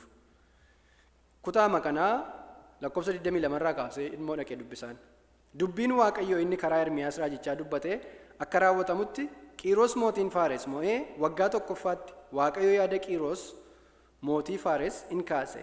Kanaaf Qiiros mootichi akka kanatti aanee jirutti guutummaa mootummaa isaatti labsisiisee caaffata baasise jedha. Nabuqaadinaazoor waggaa 70 isaan bulchee Waaqayyo amma Qiiroosin fideetu gara qe'eetti isaan deebisaa jira jechuudha. Ani Qiiros mootiin Faares Waaqayyo gooftaan bantiiwwan waaqaa mootummaa biyya lafaa hundumaa anaaf kenneera. Yerusaalem ishee Yihuudaa keessaa mana qulqullummaa isaa akkan ijaaruuf na abboomeera. Kanaaf isin keessaa saba isaa kan ta'e hundinuu ka'ee haa dhaqu. Waaqayyo gooftaan isaas isaa wajjin haa dhaqu kan jedhu Qiiros ibsa baasee jechuudha. Egaati Qiiros kuni Waaqayyotti hin amanu. Mootii warra Waaqayyoon beekanii miti. Warra ormaa keessaatidha. Qiiros kana kaaseetu Waaqayyo warra Yihuudotaa warra muraasa kanaa iddoo isaan waggaa 70 bitamanii jiranii achii as deebise. Galanni Waaqayyoof haa ta'u. Ameen. Ameen ameen jedhame. Xinnoo ishee akkas hin dammaqxan hin barbaada. Muraan dubbachuu barbaade. Addana keessatti kan nuun arginu mootii Naabuqaadnaazorii warra bitamee waggaa 70 abdii kutatee kolonii jala jiraate Waaqayyo mootii ormaa tokko fideetu Waaqayyootu natti dubbate, Waaqayyo bantii waaqaatu natti dubbate gara mana isaaniitti warra Yerusaalemiin deebisuun narra jira.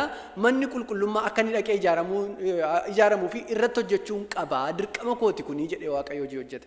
Waaqayyo karaa mootii ormaa hojjechuu danda'a saba keenyaaf miti. Ameen. Karaa itti Waaqayyo hojii hojjetu hin beeknu. Karaa itti Waaqayyo saba keenyaaf dubbatu hin beeknu. Karaa itti Waaqayyo sabaaf hojii isaa hojjetu hin beeknu nuun. Galanni Waaqayyoof haa ta'u. Kanaaf kanan jechuu barbaade inni nuun Isaayyaas keessaa dubbifanne kana dhagaa dubbiinsa. Isaayyaas 37 keessa inni jiru waa'ee isa kanaati. 37 lakkoofsa 31 inni jiru sanyii Yihuudaa keessaa warri of galanii hafan amma sidda yaafatanii waliin horu inni jedhu. Warri Yihuudaa warra kanadha jechuudha. Egaa barumsi torbee lamaan kana dubbachaa ture seenaa dhumadha akkuma jirutti. Malee waan mootiveetii nama godhu, inspire nama godhu miti. Akkasin na hubattan hin barbaada. Warra kanadha warri of galee hafe. Isaan kaan keessaa du'anii, isaan kaan keessaa booji'amanii, biyya ormaa keessatti waggaa 70 dhaqanii, rakkatanii, luqqaaniiti isa booda Waaqayyo gara qe'ee isaaniitti isa deebise, gara Yerusaalemitti isaan deebise jechuudha. Kana yeroo ilaallu Waaqayyo xiqqoo waamee guddaa gochuu danda'a. Abrahaamin waamee. Waaqayyo waan nuuf wayyu nuuf beeka. Geggeessaan qajeelaaf mudaa hin qabne Waaqayyo duwwaadha.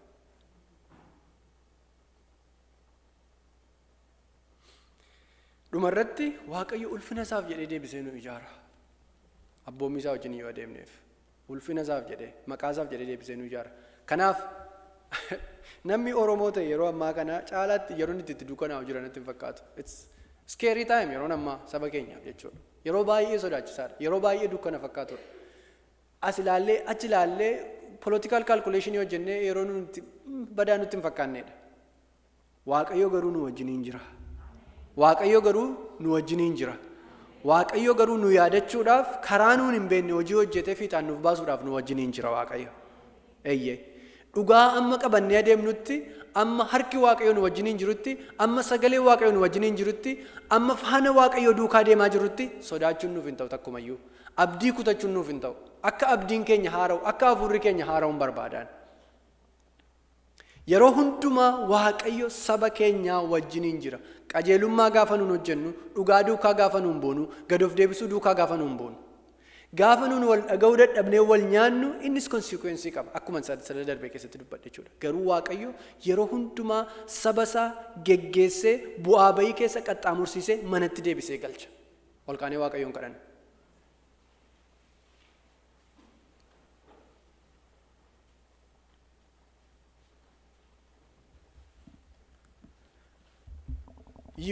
warra Yihuudotaa inni waaqa ormaa kaasee ittiin hojii hojjete ofii isaatii Waaqayyo saba keenyaaf hojii hojjechuu danda'a. Ofii isaatii nama barbaade ergee geggeessaa barbaade ergee Waaqayyo hojii nuuf hojjechuu danda'a. Mana keenyaaf hojii hojjechuu danda'a. Jireenya keenyaaf hojii hojjechuu danda'a Waaqayyo. Namni akkasumatti fagootti isa dhiise seenaa isaa hin beenne Waaqayyo waamee saba guddaa, mana guddaa, maatii guddaa gochuu danda'a Waaqayyo. Haboon kan isaati.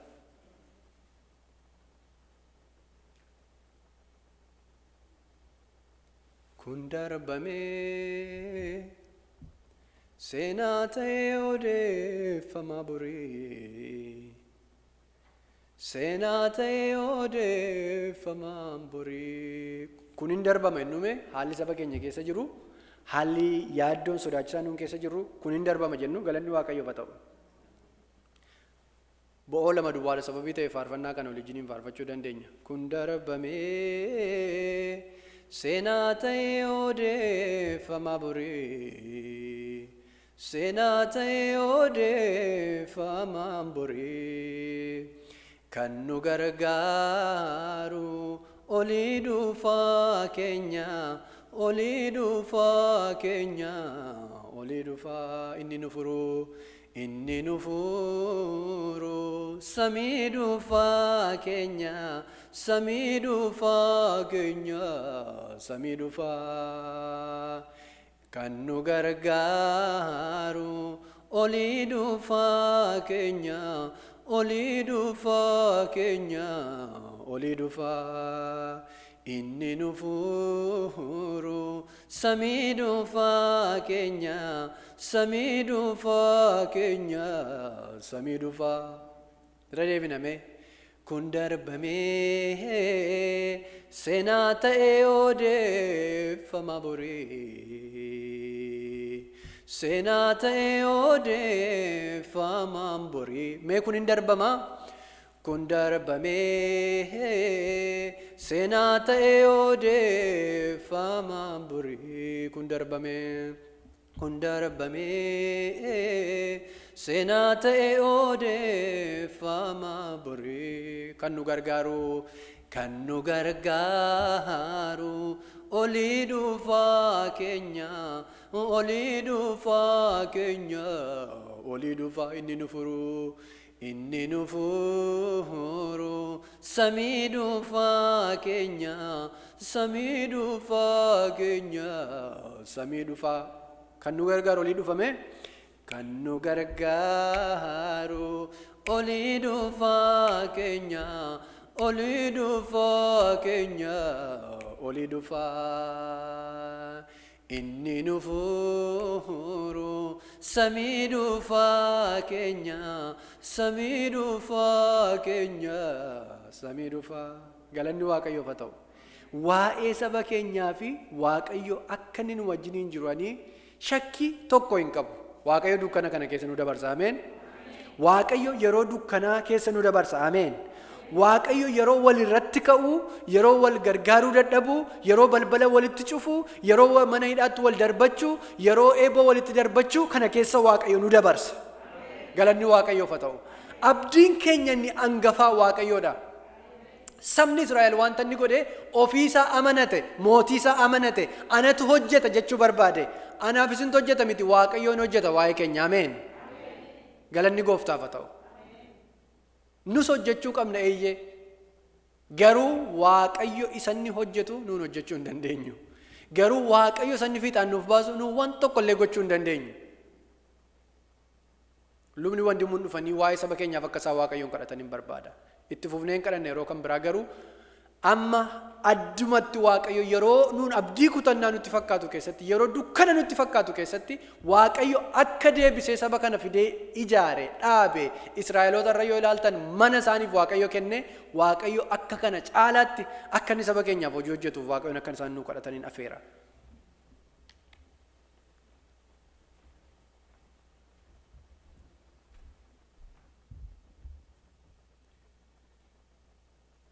Galanni Waaqayyoof haa ta'u. Waaqayyoo seenaa saba isaa keessaa jira, galanni isaaf haa ta'u.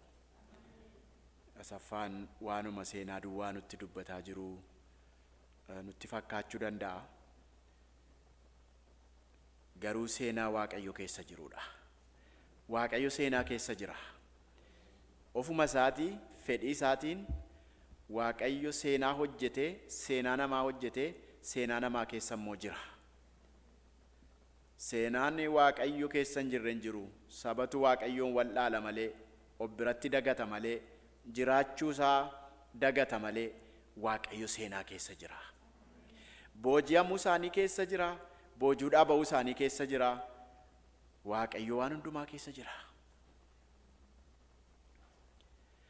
Saba keenya wajjin jira Waaqayyo. Haala isaan amma keessa jiran keessa jira Waaqayyo.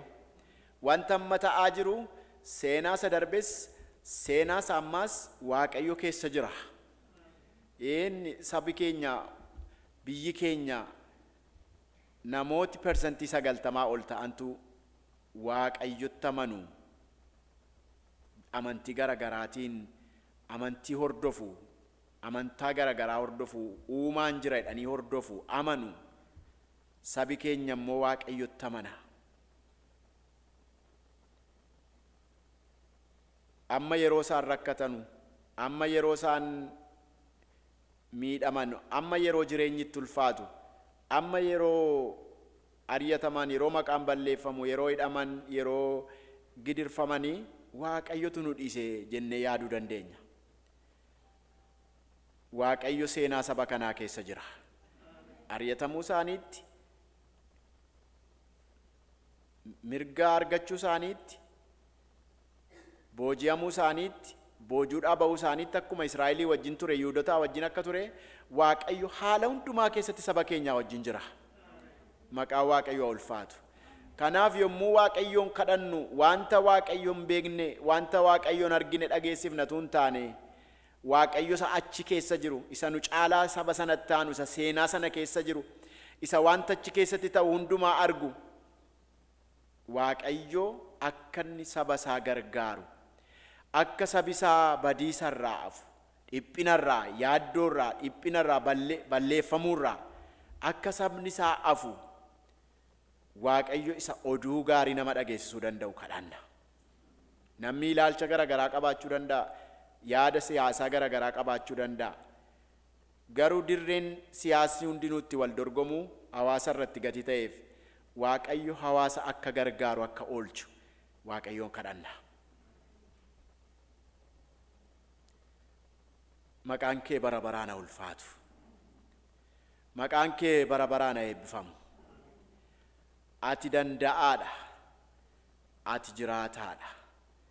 Ati mootiidha. Ati saba keenyaa wajjin jirta. Saba biyya Itoophiyaa jiran sana qomoo xinnoodha jedhamtu wajjin jirta.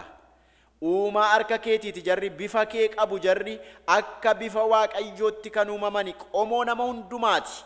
Nama tokkotti qomoon nama kun hundumtu dhalate waan ta'eef, nama hundumaa seenaa isaa xinnoo fakkaatu keessa ati jirta.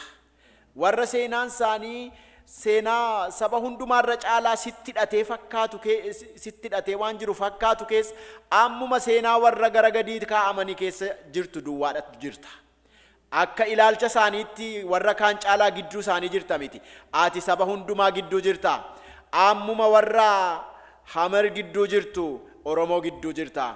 Ati ammuma warra Kontaa gidduu jirtu, Amaara gidduu jirta. Ati ammuma warra Benishangul Gumuz gidduu jirtu, warra Tigraay gidduu jirta.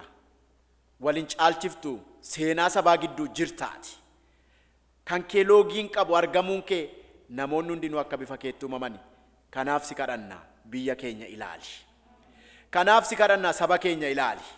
Kanaaf si kadhannaa balaa dhibee COVID-19 kanaan dhiphina saba hundumaarra ga'uuf si waamnaa harka kee isaanirra qabi. Humna biyyattiitii oli, humna saba keenyaatii oli dhibeen kun warri kana to'achuudhaaf yaa Waaqayyo ga'umsa qabanii garaa laafanii fi qoricha itti ergaa jiru yaa Waaqayyo. Namoota garaa laafisiif biyya sanaa, gargaarsa kaasiif biyya sanaa, gargaarsa kaasiif saba sanaa. Gargaarsi immoo ati nama wajjin jiraachuudha. Wajjin jiraachuu kee agarsiisi. Ati sabati gargaartetu gargaaramuu danda'ama. Saba keenya gargaari. Biyya keenya gargaari.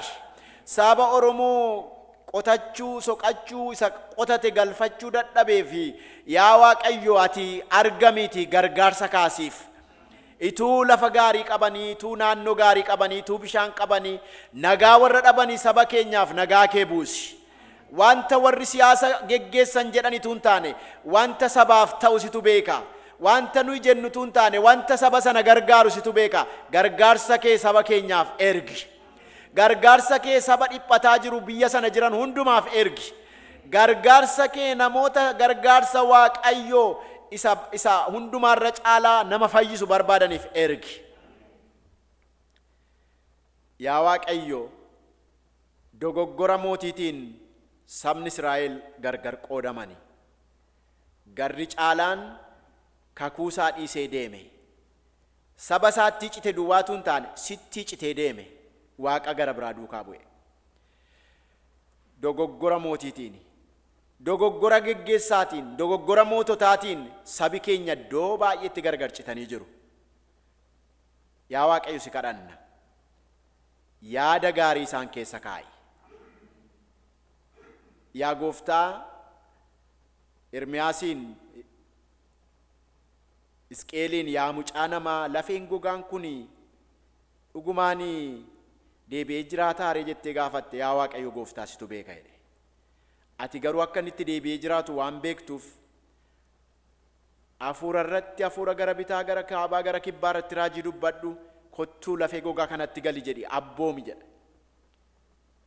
Hafuura saba keenya tokko taasisu akka lafeen gogaan sun hafuurri gaafatti galu ka'ee ribuunsaa jabaatee foon biqilchee macca sonaan guddaa ta'e hafuura garaa saba keenyaa tokko taasisu biyya keenya irratti gadhiisi.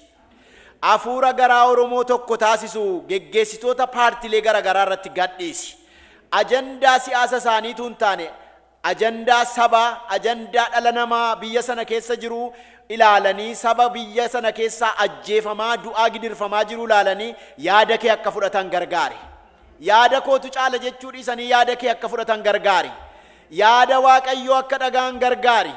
Warra kaan kuffisanii ofii filatamuu barbaadan mootonni biyya geggeessu, ministeerri biyya geggeessu, warri biyya bulchanu dhaabbilee siyaasaa hundumaa cilaatti dibanii dhaabbi siyaasaa tokkotu caala lamatu caala jedhanii warra yaadaa wal fakkaatanii filannootti dhiyeessaa warra jiranu yaada keetti akkati isaan deebiftu si kadhanna. Wanti biyya balleessu biyya sana keessatti hin ta'ini gara yaada keetiitti deebisi.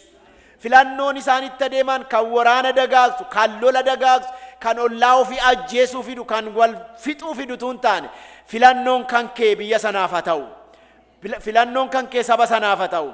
Ati saba gidduu dhaabadhu, biyyaaf dhaabadhu, nagaa buusi. Yaanni mootii ija isaa duratti qajeelaa fakkaata. Waaqayyo garuu karaa isaan qajeelcha jedhamee caafamee jira.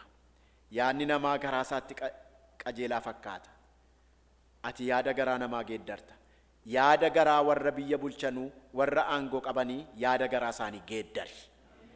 Garaa yaada namaa dhaggeeffatu kenniif. Garaa mootota biyya garagaraati isaanitti wacaa kan jiran kana sagalee isaanii dhaggeeffatu kenniif. Ati Qiroosiin kaaftee saba boojuudhaa biyya keessanitti galaa jette.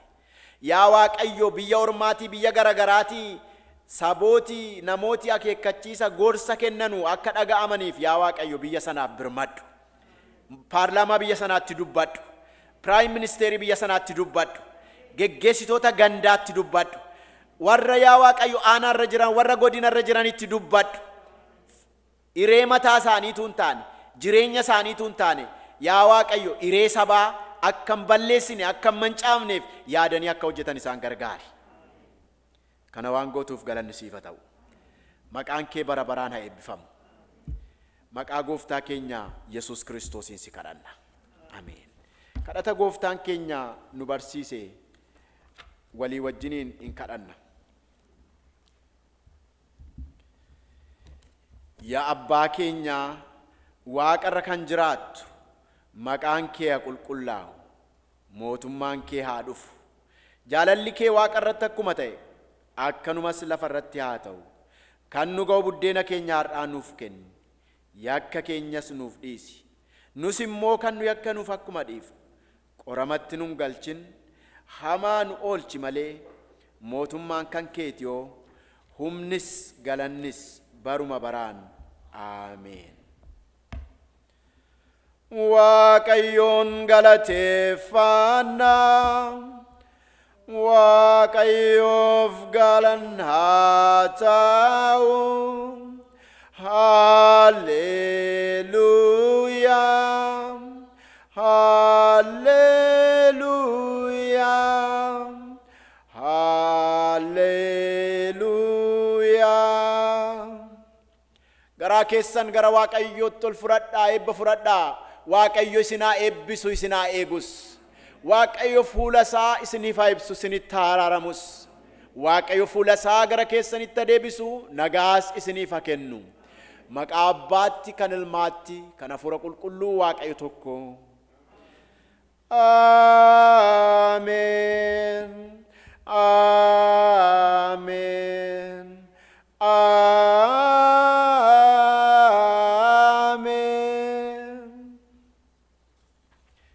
Galanni Waaqayyoof haa ta'u. Nagaa Waaqayyootiin deddeebi'aatii gooftaadhaaf hojjedhaa. Galanni gooftaaf haa ta'u. Nooraa guddifnee baay'ifnee Waaqayyoon hin galateeffannaa. Yeroo Waaqayyo nuu kenneef warra nu tajaajile hundumaatiif obboleessa keenya Asaffaadhaan Waaqayyo si haa eebbisu jedhaanii harka keessan itti qabaati lafuma inni jirutti Waaqayyo si haa eebbisu. Guddifnee Waaqayyoon hin galateeffannaa. Waaqayyo karaa isaa nutti dubbateera.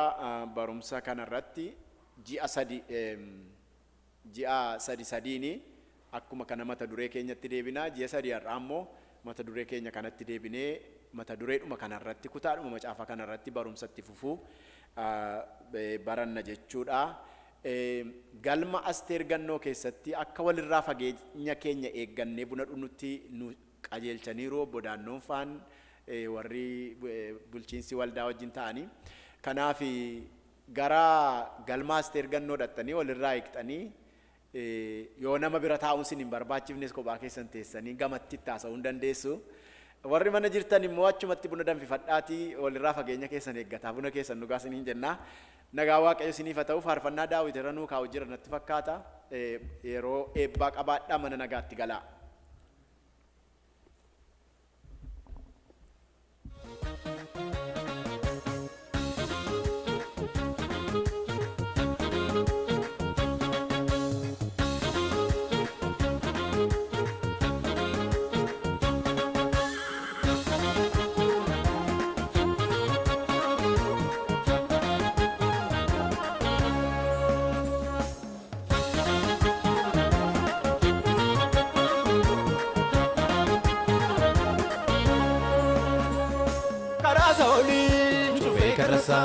Mootichi nagaani si arfisa.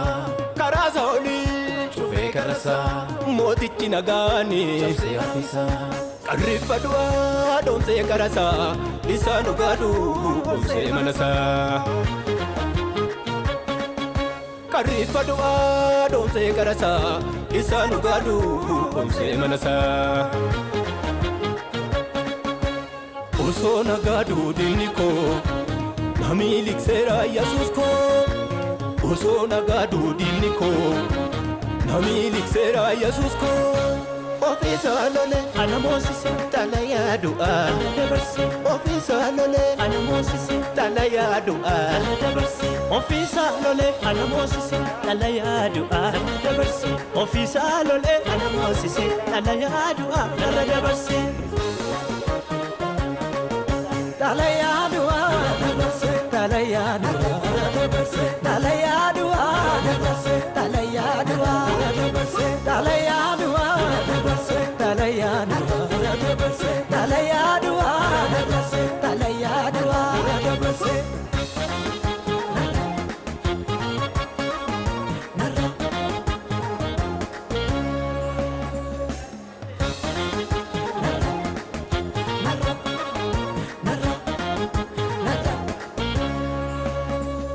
Anga foda daha wakayyo yokae Tallo daha daba irresol kae Anga foda daha wakayyo yokae Tallo daha daba irresol kae Idoda isani lafan qabachisu Sagale zaherga duguga kankasu Idoda isani lafan qabachisu Sagale zaherga duguga kankasu Adesitunko amesitunko turani bulani ilale bako Adesitunko amesitunko turani bulani ilale bako Adesitunko amesitunko turani bulani ilale bako Adesitunko amesitunko turani bulani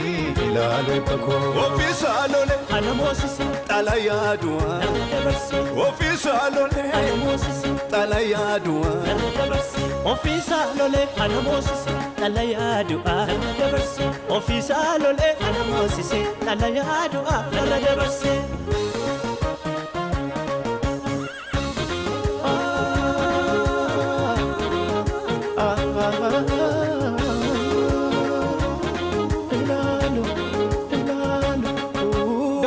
darbatani bolla leenca keessatti dhagaa tokko dhaabanii afaan bolla gubbaatti mootiinis mallatteesse murtoo hin geeddaramne akka leenca nyaatamuu firdii dhumaatti kenne labsi labsi labsi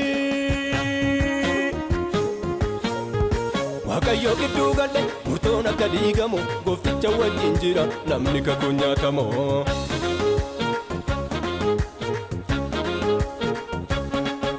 Waaqayyo gidduu galle murtoon akka diigamu goofticha wajjin jira namni kakuu nyaatamu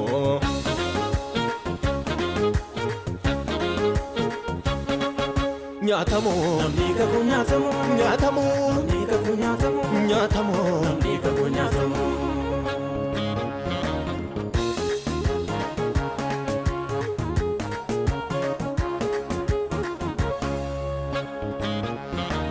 Akka simbirroo kiyyoo adamsitu jalaa baatu Nami likseera Yesuus koo karoorri diinaa irratti raawwatu Akka simbirroo kiyyoo adamsitu jalaa baatu Nami likseera Yesuus koo karoorri diinaa irratti raawwatu Kumni tokko bitatti kumni kudhan mirgatti yoo kufanii Abbaan fardeenif konkolaataan haadhatanii aannan naasisanii Kumni tokko bitatti kumni kudhan mirgatti yoo kufanii Abbaan fardeenif konkolaataan haadhatanii aannan naasisanii